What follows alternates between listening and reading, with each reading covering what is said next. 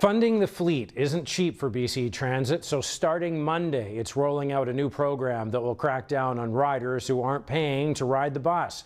As Jordan Cunningham shows us, a riders advocacy group is fighting for change, which would keep more change in riders' pockets.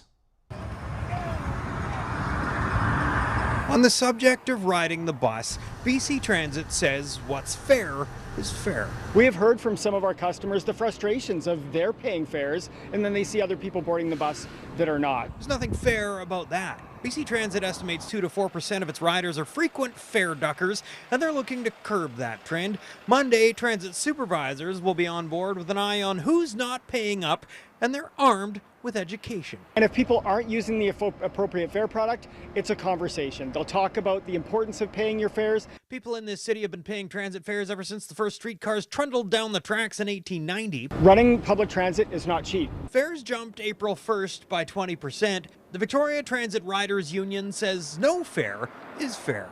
Fair in the sense of everyone paying. That's not what fair actually looks like on the ground. Liz Cronin is a spokesperson for the group. She's also a trauma counselor and says any fare enforcement brings negative consequences. Even when we're at this level of the program that has really nice words around it, like awareness and education, you're confronting people in front of others. Cronin says people facing poverty, including seniors and teens, will face undue stress and intimidation for something that should be free for everyone. People who are racialized, people who are poor, they will be disproportionately affected by this. Especially when the enforcement phase is rolled out. They'll be empowered to ask people to leave the bus. They'll be empowered to remove fare products, digital fare products from phones. Hopefully we don't get there. BC Transit says it's not sure how long the education phase will last before enforcement kicks in. As for how free transit would work, Cronin says it starts with taxation at the top. Wealthy corporations and wealthy individuals, I'm sorry, but I do not believe that they can't afford to pay for people to take the bus.